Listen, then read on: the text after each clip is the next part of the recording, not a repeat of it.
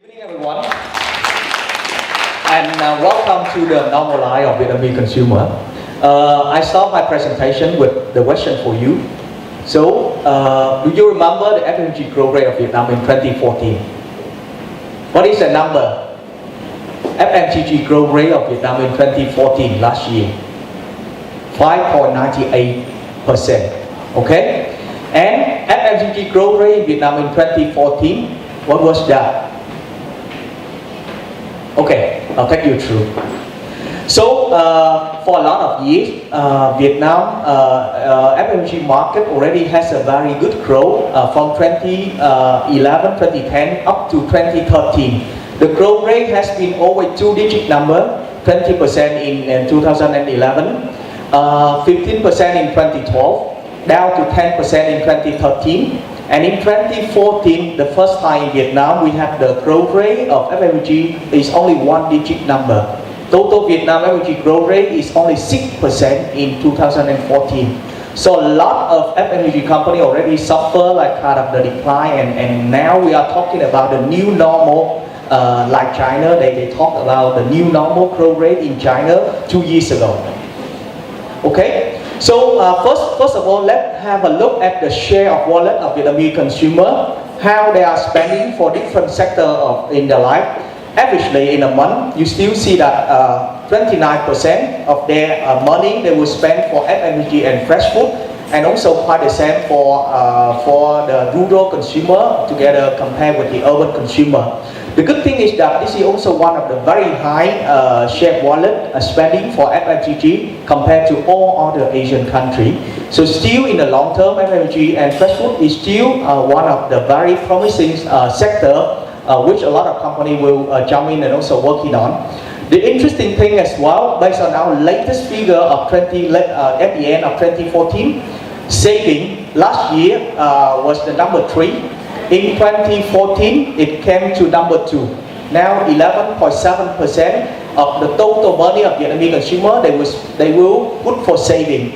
And the next will be education. Education was number 2 in 2013, and they come to number 3 in 2014. The good thing is also you see that the saving also come to number 2 in the rural area and rural consumer. What is that? We mean that all the slowdown in economy, in also FMCG growth rate already impacted, and consumer in Vietnam already started to save more for the rainy days and also for the more difficulty in their life. So like I mentioned, across the year you have the FMCG growth rate in urban areas of Vietnam and also in rural areas of Vietnam always at the two-digit number, above 10%. But then more and more, coming to the quarter 3, quarter 4 of 2013, the FMCG growth rate is really slowing down up to the lowest level in quarter 3, 2014. It had picked up a little bit in quarter 4, the last quarter of 2014, up to 4% and 10% in rural areas of Vietnam. But this is also the first time in Vietnam we talk about the new normal growth rate of FMCG, and the growth rate averagely in Vietnam now is only 6%. 6%, the first time ever in the history of 5-year growth rate of more than two-digit number. So how the consumer in Vietnam are coping with all the slowdown of FMCG growth rate and also the economic downturn of Vietnam in the past year. So when we study the behavior of the consumer, it will come up to 6 things that we need to notice. The first one, during the slowdown, the consumer in Vietnam will prioritize more for the necessity product, but then you still have the opportunity to launch and to develop the nice to have category for the consumer. The second one, will the monkey buy trend will happen in Vietnam continue to happen or not? The third thing will be, is there bigger pack happening in the market? Promotion will become more important or not? Or consumer is down trading or up trading at the moment? And also, what are the shopping trend at the moment? Whether consumer will continue to go to the modern trade or they come back to traditional trade in the past year. So the first one, whether here you have the access to all more than 100 FMCG categories in Vietnam we study, and on this axis you will see the number of penetration, the number of user buyer of that category. So most of the already developed category you will see that it's not changing much. The changing is more on the nice to have and also on the developing category in Vietnam. So more and more, and you see that it's still a lot of category has the decline, and a lot of also category nice to have also have the increase. So which means that the more the category do a lot of marketing media effort, then they will get more and more consumer and shopper in Vietnam. Otherwise, they will lose in the share of wallet of the consumer.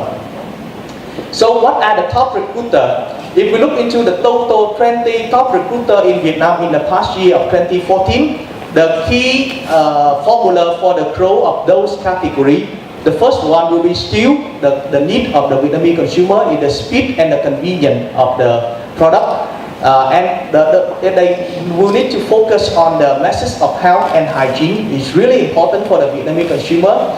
The second thing is you need to communicate the message of having fun and sharing together for the category to really get into the mind and get into the basket of the consumer.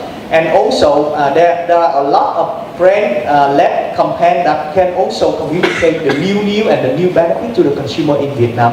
So that's the common formula for the growth of different nice to have category in Vietnam in the past year. And the second one, normally in a developing country, you will have always the bulky buy trend happening, which means that the buyer, they decrease the shopping frequency, but then they will increase the number of pack, the volume per trip for each trip they go to buy.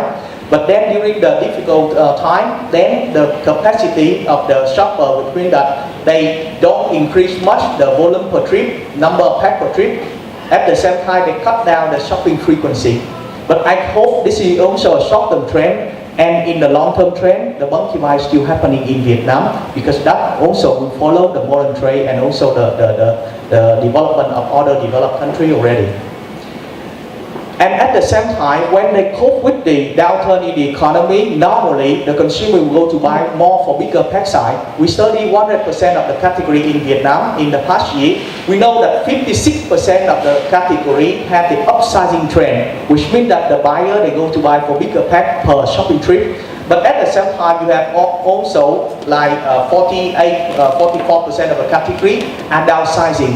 So which means that at the same time, the high income, the middle income people, they have the money, they have the cash, and they go to buy for bigger pack. But at the same time, the low income, they don't have enough cash outlay, and also they downsizing for 44% of the category of FMCG.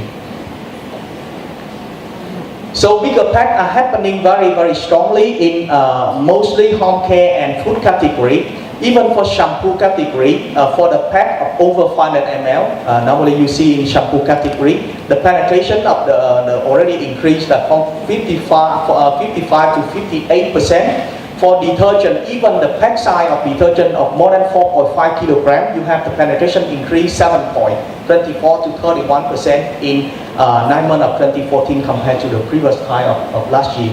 So a lot of upselling trend happening in home care category.